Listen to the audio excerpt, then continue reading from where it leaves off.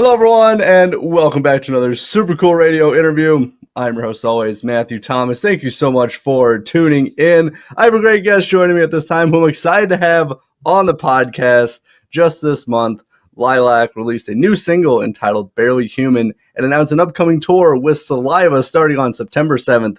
Please welcome the rapper for Lilac, Oscar Romero. What's up? What's up?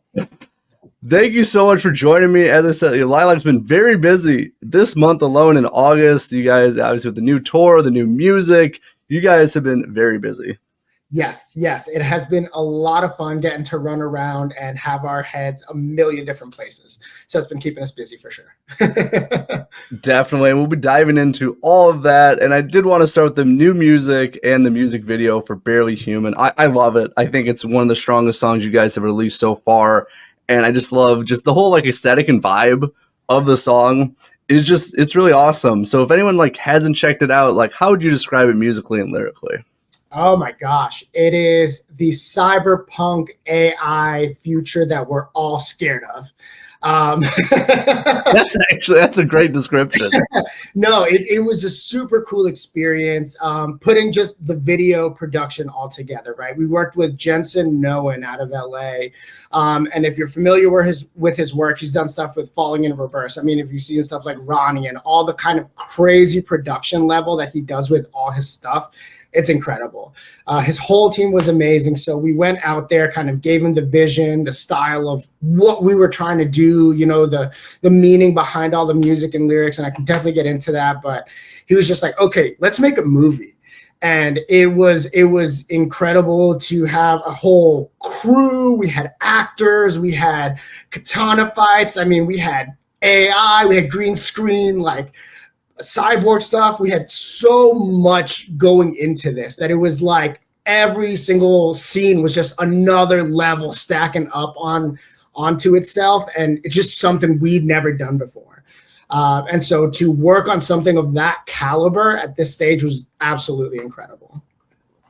Oh, it definitely is, and we will be talking about the music side here in a minute, but I did want to highlight the music video, which is just incredible. So, how was it working with Jensen? Was this your first time working with him, or is it have you worked with him in the past? No, so this was our first time ever working with Jensen, and definitely not the last. Everything was super coordinated and organized, and it was about a 16-hour day shoot.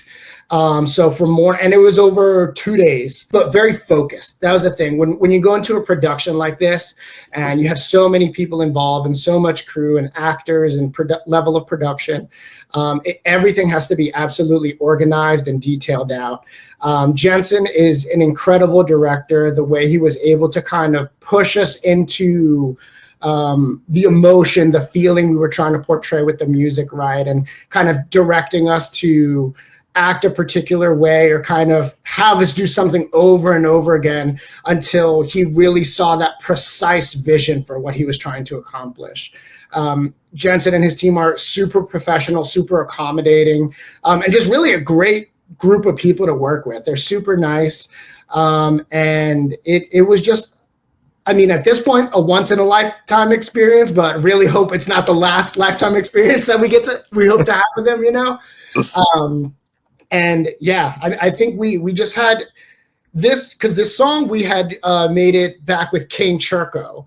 And if you know him, if you know the Churkos, they're a huge production family, right? They've worked with biggest names in this moment. Ozzy Osbourne, R.I.P., and right, and Five Finger Death Punch, and just all these huge names and plaques that were on his wall when we were at the studio. So to bring that that energy from the kind of producer we were working with and the level of director we were working with to connect it all in one place was absolutely incredible.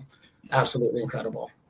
Oh, for sure. And just, Jensen's so creative with the way he does, things and the way he shoots. It's just incredible. As you listed, some of the people he worked with, musically Falling in Reverse. It's really cool. So I'm kind of curious with this music video for Barely Human, what was the coolest aspect of filming it and what was the most challenging aspect of it? Oh, wow.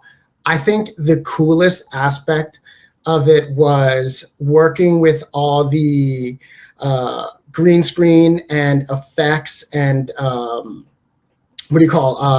physical effects that were going into it. I mean, so at one point we did have industry secret.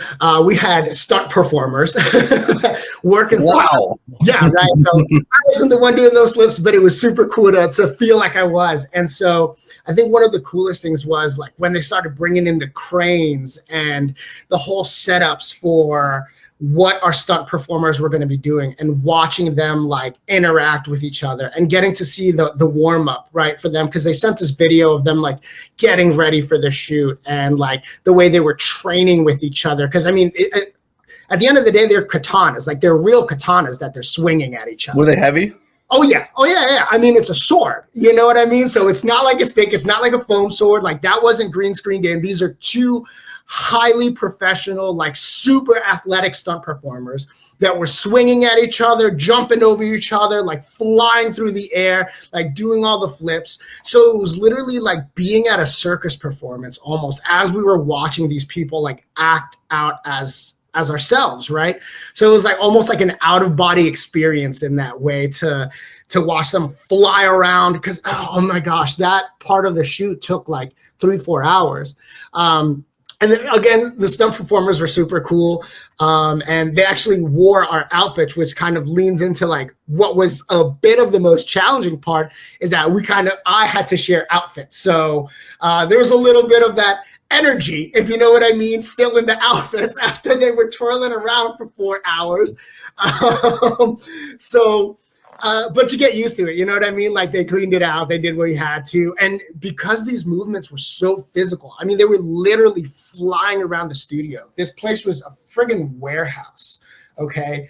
And like there's cranes connected to the ceiling with strings coming down from it. So they're flying from end to end, doing all kinds of flips.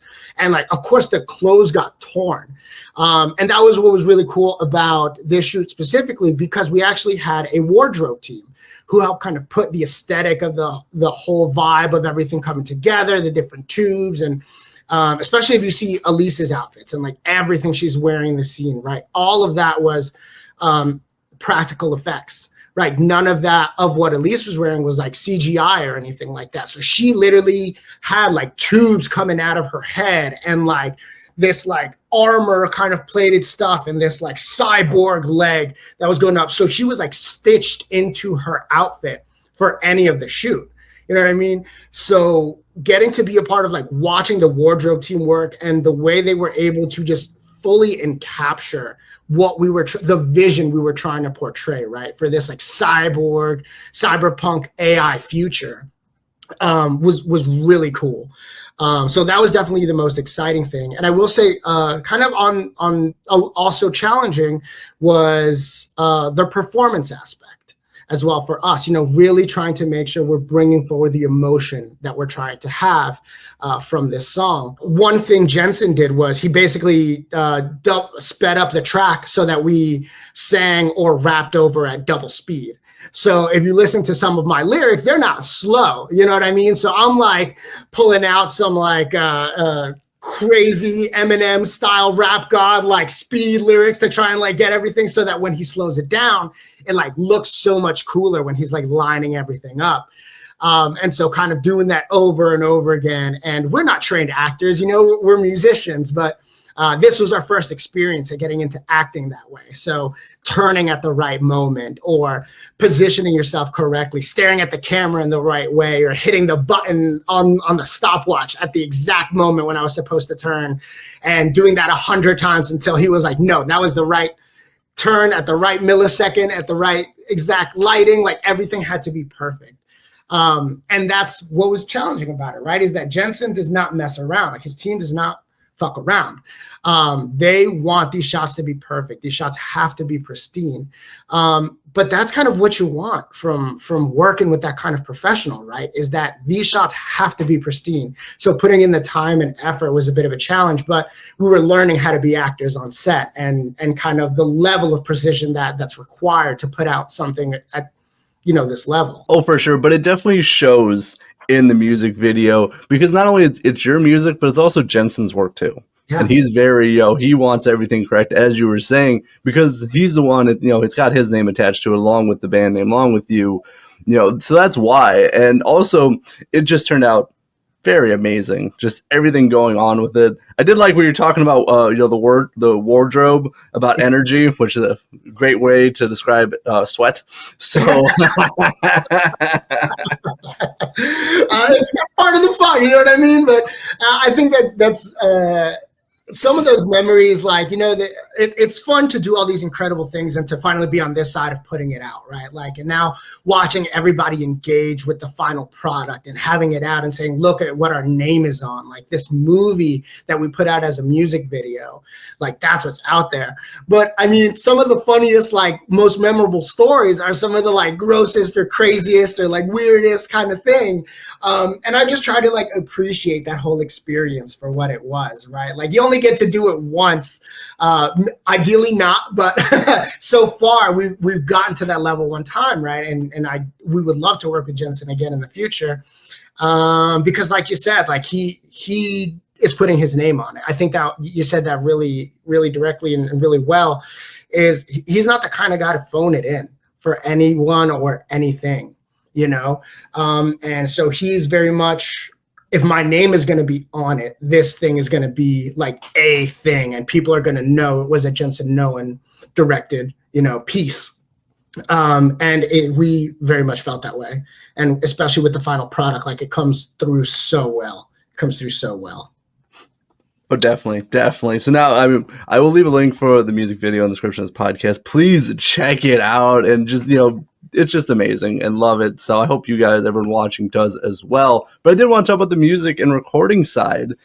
And before we do that, we have Alyse joining us. She's the vocalist for Lilac. Thank you so much for joining us. Hi. Sorry I'm late. I apologize. I had a work emergency, but I'm here. Thank you for joining us. So me and Oscar, we talked about the music video, which he's going through some of the details with that. But I did want to transition at this time to the writing and recording process for Barely Human. So I'm kind of curious. So what is the process for Lilac? How did you guys write and record Barely Human? Okay. I'll let Alyse chime in since she's so late. Hey, you said it, not me. It's my turn. No, I'm kidding. Okay, yeah, sure. So we recorded with Kane Churko, and so we actually went to Vegas with our, like, we have a like an RV that we ripped out all the insides, and we built like tour bus, like bunk beds and everything. We decked out all the inside and stuff. And so anyway, we took our RV to the RV park, I guess, in Vegas for 6 weeks, and we just wrote every single day with Kane Churko for a whole 6 weeks. And he's amazing. Like he wrote the lead, the song "Blood" by In This Moment. Blood, pour. And then like a bunch of hits for like Five Finger Death Punch and Bad Omens, just so many bands. Like he's killer. And so anyway, we wrote a whole bunch of stuff with him, but Barely Human actually was pretty interesting because like I had an idea, and Oscar had an idea, and like all of us had an idea, and it was very creepy and like monster sounding. But like I think this one was like the one we spent the most time on, right, Oscar? Because like we were trying to paint this like world that was just, and then finally we just I think we just decided to wipe all of our ideas. Like we just said delete it all. Like delete the titles we were thinking of, because I had a really cool title called like Lotus Eater and stuff. Like I don't know, we were just thinking of like all these like weird concepts, and we just deleted all of it. And then we just like were like, all right, let's make a different world, guys. Like let's think about. And I think we just like started painting like if the world did, like, what if there was like, because I make computer viruses like for my day job. Okay, so we were thinking like, what if a virus kind of infected like the human genome, and what if it a lot of humans died, right? But the humans that survived, they were able to integrate with machine code a lot easier, and so they were able to not reject machine parts as easy and things like that. And so we, at this post-apocalyptic world, we're all trying to figure out how to live in a barely human society where, like, you know, we're fighting each other, but if we lose an arm, we replace it with a robotic arm. If we lose an eye, we replace it with a robotic eye, you know. But like, there's some people that are just like, hell yeah, I feel strong, I feel powerful, let's like turn off, you know, human emotions. Like, who needs empathy? Let's just fucking go full AI. And then there's also some humans that are like, no, let's hold on to humanity. That's what makes us human, you know, is our empathy and our emotions. And so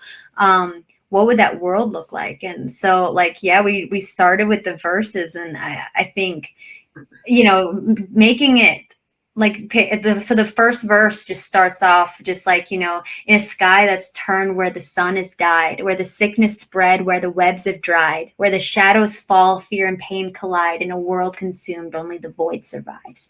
Like, it is so past the point of no return that even the webs are dry. You know what I'm saying? Like, this is like this new world. Okay. We are painting it, you know? And like in the chorus, it's, you know, like, save me, I'm barely human. Like, blame me, I am the ruin. I caused this. I made this like code that would like eradicate all humanity. I wanted to do this, you know, and I wanted to, I am the ruin, you know, save me, I'm barely human, you know. And Oscar, I would love to hear like what you added, because he always adds extra spins to everything. So I think that's a really cool thing about like the way Alyse and I work together, and especially the way that we worked with Kane, was that Alyse and I tend to come together with these like ideas, and we each will have like a whole dissertation for the reason why these lyrics need to be the way they are, and the whole vision is this, and they'll be completely different. And Kane was like, both of those suck, let's start over. No. Kane loved this idea. This one is he really pushes you to make sure that you're at top performance, right? I think that was really cool about working with Kane, is that it wasn't just like working with a producer who was just like, all right, yeah, sounds good. Like, we need to finish this song. Let's go over it. He was able to look at our work and be like, nah, like, I've seen what you guys have been working on. There's more possible for you here. Like, you guys are better than what you're putting out right now. And so part of what went into Barely Human for me, as we were talking about like this world taken over by like AI and like losing our humanity, right? I think for me, there's like a bigger overarching metaphor about how personally we start to lose ourselves to a colder, darker world, right?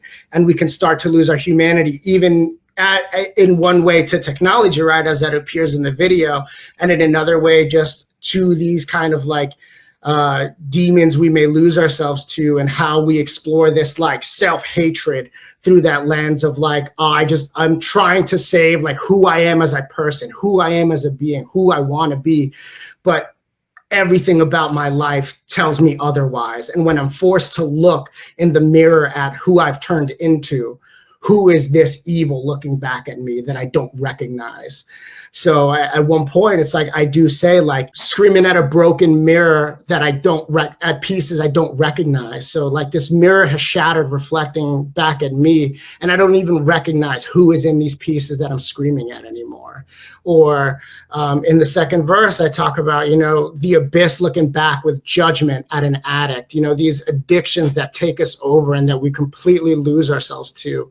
And to fall so deep back in the hole that even the abyss is looking back at you, like with this judgment, this like, who are you? Like, what do you think you are? And so I think really getting to explore those themes in this cyberpunk way, right, in this like technology-driven future that we're living in, right, is so time appropriate for the age we're living in and for where a lot of people may find themselves. Oh, for sure. What I said earlier in the interview that like I think that's your strongest song that you guys have released, because I think it is, because like with the lyrics, like there's so many like just, you know, the hidden meanings, like even just explaining that, it makes a lot of sense. Like if you just listen one time, you're probably not going to pick up on everything. Like it took me a few listens to go, okay, I see where we're going with this. I see what's going on. And it's just really cool kind of hear that insight with it. So I'm curious, so like for Barely Human, was it a different writing and recording experience like compared to like previous songs you guys have released? 100%. 100%. Oh, man. Yeah. I think we were just so much more, like Alyse said. We spent 6 weeks in LA, or I'm sorry, in Vegas, right? We spent 6 weeks in Vegas, so we basically just literally went to go lose ourselves in Vegas. It was me, Alyse, and Cam out there in Vegas, and we just lost ourselves out there and just threw ourselves into the experience completely. I mean, we were in that studio 40 hours a week, 5 to 6 days a week. And then after we left the studio, we were re-looking at lyrics. We were reevaluating. We were writing through the night, to have I have full notebooks of pages of lyrics that are just never going to be used because I had to work my way through all those lyrics to be okay, that's 10 pages, but I really like these 2 words right here. And that's what's going to stick through it. And I think losing ourselves completely in that experience is something we hadn't done before. We've had great experiences, absolutely, working with Mike Plotnikoff and Howard Benson's team out of West Valley for Perfect Drug, our first EP. And this was just a whole nother level of professionalism that we were bringing to the table, that of just we're just going to go get lost in the music for 6 weeks. And I mean, Alyse can speak for herself, but I think we absolutely did that.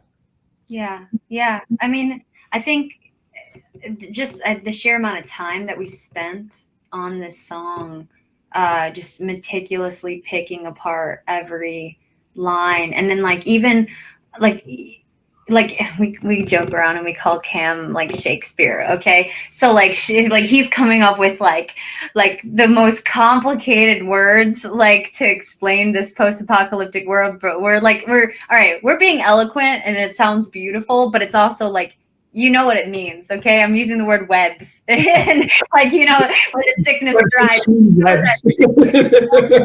I'm not using words that have been extinct for years. People don't talk like that anymore. But I love Cam, and we all love Cam. But he's very, very Shakespearean with his wording. And so we had to figure out how to, I guess, dial back. We need to be able to paint that picture and be really visual, but Kane was really driving, the chorus needs to get stuck in people's heads. It needs to be if we're gonna make a hit, you need to make the chorus simple enough. It's still, you don't want to make it too simple where it's generic or whatever, but you want it to get in people's heads where they know it before it gets to the second chorus, right? And so I think that really hit us, because then we were oh, okay, well, we can be a little bit more complicated in the verses and really let the chorus shine, and I think that was different for us too, right, Oscar? I feel we didn't really do that before. Yeah, I think and that's part of Kane's process as well, right, is helping us focus. I think we can get really lost in the weeds a lot and kind of get so far away from what is our theme anymore. We're but this is really cool. And we get so sold on our own ideas that it's hard to let your babies go. You know what I mean? You've worked so hard on them and you're so passionate about what you've been writing and working on. And especially when you bring this, Alyse and I both write from very emotional perspectives always. We both try to completely throw our souls into every single line. So when someone's I don't think that really fits, you're how could you say that? Do you know who did for this? And working with Kane was yes, these are your babies and you can keep them, but we have a plan here. We have, an idea and something we're pushing forward. And I think after we all got on the same page, we were able to move forward and have a really great team. So it was the 4 of us just trapped in a room no bigger than this right now in the studio, working together and literally just writing out lyrics and going over them. And Kane really helped us focus in on our craft. And really kind of define what that series of songs was going to sound like, and especially Barely Human. And I think some feedback we've gotten from that as well is that it does sound like something different than we haven't put out before. It's definitely a different iteration of what Lilac is, and I think that's definitely what we were trying to do. And so I'm really happy to hear that we are kind of taking things to that next level. But yeah, you guys definitely are. This is, obviously my favorite song from you guys so far that you guys have released. But it's kind of funny when you're talking about, like, sometimes you get tunnel vision on, I want it to sound like this, I want the lyrics to be like this. And then sometimes you need someone else to go, that's great, but let's go a little bit in this direction. And I think you guys just nailed it with Barely Human. Thank you. Thank you. So I did want to talk about, so obviously you guys have the upcoming tour starting September 7th with Saliva, Earshot, and the Founder as well. So how does it feel to be touring with these awesome bands? Some of the bands I've even had on the show. So how does it feel for you guys? Holy crap. It's amazing. Oscar, did you talk about how we're signed now? Not yet. No, it didn't come up yet. Whoa! Oh my God, signed. We made the music video with Jensen Noen, which I don't know whether you guys got into that or not at all, but like, holy crap, the music video is just like a different level. And so like we sent it out to like, some labels, and I don't know, we've always had this connection with Howard Benson and his team, even since the Perfect Drug EP. And I think getting to meet Howard Benson and getting to meet Neil from 3 Days Grace, they founded this record label together, and they've been killing it. Like they've been they've been signing and doing songs with like Starset and like Butcher Babies and Daughtry, and like they've been making crazy hits lately, pushing like a lot of hits out of that camp. And so we decided to team up with them, and we are now signed under their label, which is amazing. And so we had a tour originally that was gonna be in the US and Canada, and it got postponed to 2026. We're still gonna be on it, just wait, but until we can make an announcement, I had to what the hell are we going to do? We need to get on a tour with this Barely Human release. It's too big of a release to not go on tour with it, And so our label really came through, because Saliva, Bobby from Saliva is signed, with Judge and Jury. And so our label just made it happen. I got on a phone call with Bobby, and we really clicked, and we were just like, let's go on tour together. And so here we are. Yeah, I'm really, really stoked. And the Founder is, the lead singer of Hinder. He moved and started his own project called The Founder. And so I think this entire lineup is just going to be crazy killer. Oh yeah, it is a stacked lineup. Saliva is amazing. They're actually one of my favorite bands to see live. They're just so good. No matter what, any new music, old music, doesn't matter what they play. They always sound good. Live, man. Exactly. And when I saw this tour, I was like, this is just so strong with just all the bands, that there's no not saying tours have weak bills or anything like that, but this is probably one of the strongest I've seen from just in all different kind of aspects too. None of these bands you guys all have unique flair and sound to it. So I think it's gonna be an awesome tour. Hell yeah. So we're super excited to be out there 6 weeks. 6 weeks on this tour. It's gonna be a lot of dates, a lot of cool venues. Yeah, and then after that, in December, we're going on a few dates with Stitched Up Heart. So Mixie, she's also on our record label too. So we get to do a few dates with them. So I'm excited. Yeah, lots of fun coming up.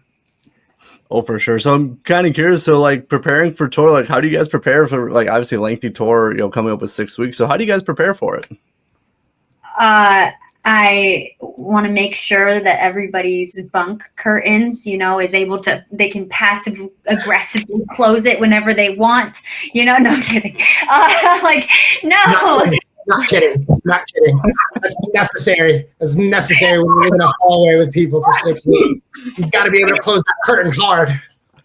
No, I think we're good. We always get a driver, the driver drives us to the next city while we're sleeping at night, and then we wake up in the morning and we take a shower at a good old gym, nearby, and then we'll shower, and then we'll we work our day jobs. All of us actually work remotely.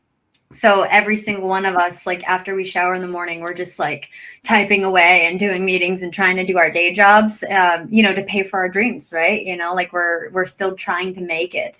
We're feeling like we're making it, but you know, we still gotta keep the grind. And so anyway, we're working our day jobs during the day, and then we do sound check and load in, you know, and everything. And then, you know, we do the show, and after merch, we get back on the bus, go to sleep, and do it again. Yeah. So ready. That's been the cool thing about kind of starting the band when we did, right? It was like around like when the remote era of work was like full force.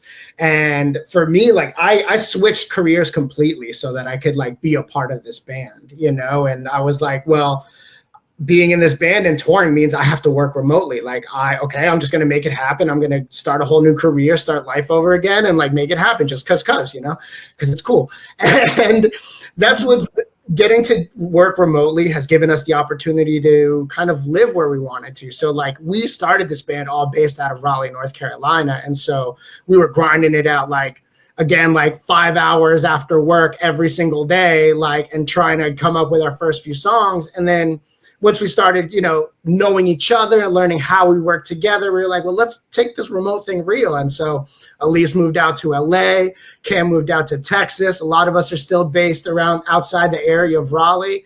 But it's been really cool to kind of learn how to craft and build a band and grow together, even in this remote setting, right? And so before tours, like we plan and write out, like get together every week as much as we can into the group chat. And then a week or two before tour comes out, like we meet up at the studio here in Raleigh and grind it out and sweat our butts off to get back into shape and like figure out how we're going to move around each other again on stage and get our vocals right and everything. And just kind of practice it up. But we're just such a good group of friends. I think we've learned how to like work with each other and live with each other and like move with each other, you know? So we always sync up. It takes a day or two, but we sync up pretty quickly. And so getting to work remotely has been really cool and kind of pushes you to learn how to get back into shape really quick when you got to do it right before a tour. Yeah. And all of us have like our own little quirks. Like, I think so, like, it's just like understanding like everybody's like how they decompress, like how they recharge, how they like just knowing how they function as a human, because you're gonna have to live in a very tiny living space with these individuals for like almost 2 months, you know what I'm saying? And so like you really need to get to know their habits, or like, you know, like, because like for instance, like I hyper focus. I have it. I mean, it could be a superhuman trait, okay, barely human, or it could be pretty bad if people are trying to talk to me and they like, I won't know that they're talking to me unless they like throw something at me. You know, like I'm like really hyper focused and working sometimes, and so I get a lot done, but like you need to like poke me to get my attention, you know. But I think that they get used to it, you know. Like if I'm in robot mode, like if you want to start talking, you know, anything emotional or crying, I'm gonna have to like, whoa, reset. Like I need to get into emotional brain right now. I am not an emotional brain right now, you know. So like, and they know that they need to like come at me and be like, all right, I need to have a really emotional conversation with you right now. Like when we first started touring with Stella, our merch girl, she like, I kind of warned her. Like sometimes I go into full robot mode and I just need to work. And she just, I don't know if she didn't believe me or what, but like she thought I was mad at her. I don't know. She just like, I'm not. I was just working. I think she's a lovely girl. She's amazing. But like I think she just, you know, some people are emotional, you know, and if you look up and you just like, oh yeah, you solve a problem that they have. Maybe they didn't want you to solve the problem. Maybe they wanted to just vent to you, and you just like, oh yeah, here, you're solved now. Okay, great, thanks. You know, like I'll solve the problem that they have, and then they do, you know, shoot them away.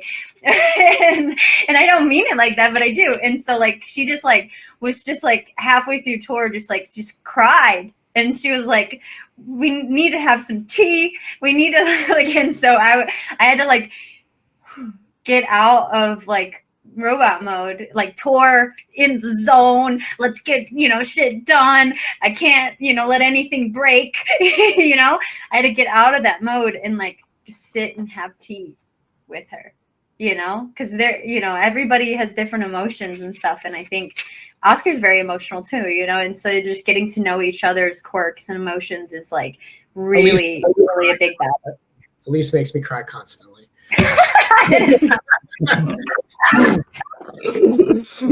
Alyse has to go into her station at night and make sure she's charged up for the day. And like, if you fuck around with that, that's what I'm saying. Like, yeah, this whole barely human AI cyborg thing was a metaphor, but not that much of a metaphor. Yeah, maybe barely human is actually like Oscar and them just like telling the world like my secrets. Hey, well, see, that's gonna be the one takeaway from this interview that everyone's gonna watch. All right, so before we wrap up this interview, I have a fun question before we head out, but it is challenging. Just gonna give you guys a heads up with that. But I'm curious for both of you guys, what is your favorite song to perform live? Ooh. So I have a special place in my heart, and I do love performing Barely Human. It's very energy packed, but there's a song that it's not even released, and some of the early days will remember. It's called Hostage, and it's got a special place in my heart. Yeah, it's got a special place in my heart because it was like literally, it was my tryout song actually. Now that I'm thinking about it, it was what happened was Alyse and I met off Craigslist, if you don't know the story, and like she was like, "Hey, get in my van," and so I was like, "Okay." I think you simplified that, but all right. And I got some candy. Okay, I wrote some, lyrics to a song that they were putting together with her and Cam, and the first iteration, she was like, "This is not it." But try again. And I was like, okay, like let's go for the second interview. I didn't knock it out on the first one, but she gave me a second one, and it came together like super easy. And then from there we just like meshed together, and it was like our intro song for the longest time. And there was just this cool energy about the way we started the show that night with that song, and like the ramp up for it. And so like it was like the first song of the show. It was the first song we put together as a group, and it was just energy. A deep cut of recording and just like so like that's one of our deep cuts. So in long form, that's like my favorite to perform that we no longer perform actually. Yeah, like I think I think a couple band members, they just that was just the first one that got cut. Like when we just added more songs, as you keep writing and developing as an artist, you only can play so long in a set, so you have to, some of them don't make the cut, but that one never got recorded. And so, if it's so near and dear to your heart, man, we should just record it now, and just release it just only to the special people, we should we'll have that meeting afterwards, but don't dodge. Right. What's your favorite? All right. We don't know. But yeah. Okay. I think my favorite to do live. All right. I'm not gonna lie, I do love Barely Human how it starts the set now, Oscar. I'm sorry, because the claps just make me happy. I'm like, yeah, let's do this. And then we look at each other and we're like, and then we headbang and everything. I don't know. That just gets me in a good mood and ready for the getting the crowd ready. If they're not ready, we're about to make you ready. But no, I think my favorite song, probably one of the headbanging. Oh no, Dangerous. Dangerous is sick. Yeah, that one's a good one. Okay. Also unreleased. So Dangerous, we wrote it with Kane Turco, same Vegas, whatever. But it has this crazy Christina Aguilera, crazy high note or whatever, and I'm hitting it like on the tour every single day, which is just it's crazy. But right after that high note, Oscar and I jump off the stage most of the time. It depends on how tall the stage is, okay? But if it's feasible, okay, then maybe we jump off the stage and we just like, get up on the rafters like with the people and everything, and we're just like, like everybody says that I'm dangerous, and it's just like, it's pretty good. I don't know. I think that one's fun just because we're like, we had Bengal out. There's a breakdown and everything where the lights are going crazy and we have like synchronized movements, and I don't know. I think that one's fun. Right on. Well, very good. As we're starting to close this out now, so I'm kind of curious. So obviously we're in August heading into the fall of this year. So what's the rest of 2025 looking like for Lilac? Well, we are releasing the song on the radio on the 22nd. So in a few days, we'll start the radio campaign. So please call in all of your radio stations and tell them you want to hear Barely Human a lot. And hopefully that really expands us. And then we're going on tour, as you guys know, with Saliva. And then after that, we're going on tour with Stitch Apart. We've been writing a lot of songs with Neil and the label, and a lot of various different like songwriters, and we've been trying to see who we like writing with, and just like it's been a really fun playground to kind of understand us with like different types of writers. And so we're definitely going to be releasing more music with the label. I think they're already stoked about one song in particular that I think it's pretty much already done. They just we need to fix the intro, and then we'll be ready to release that one, but they're really excited about releasing that one. So big things coming, a lot of new music and a lot of tours. Well, very good. I will leave some links for Lilac in the description of the podcast, but for everyone watching, where are the best places to find Lilac online? Instagram, Facebook, TikTok, at LYLVC or at LYLVC band on everything. We're literally on every single platform, TikTok, Instagram, Facebook, Threads, YouTube, literally anywhere you could possibly find social interaction from any band. And we pride ourselves in how we engage with our community. We love hearing the feedback. We love interacting with everybody. And right now we actually have a giveaway for this tour. So if you are listening and if you want to come out and be a special guest of Lilac on the upcoming tour with Saliva, make a piece of content, use the hashtag #BarelyHumanLife and tag at Lilac Band. That's at LYLVC Band. Put it out there, and you will absolutely be entered for a chance to win 2 special guest spots at any night of our tour. We're giving out 2 special guest slots at every single night of this upcoming tour. So get those submissions in there and come hang out with us. Oh, very nice. Well, even more incentive to see you guys live on this upcoming tour as well. But thank you guys so much for stopping by Super Cool Radio. It was a fantastic time chatting with you both. As I said, links will be in the description. Please check it out. Barely Human out right now along with the music video. And, of course, the upcoming tour starts September 7th. But thank you guys so much for chatting with me.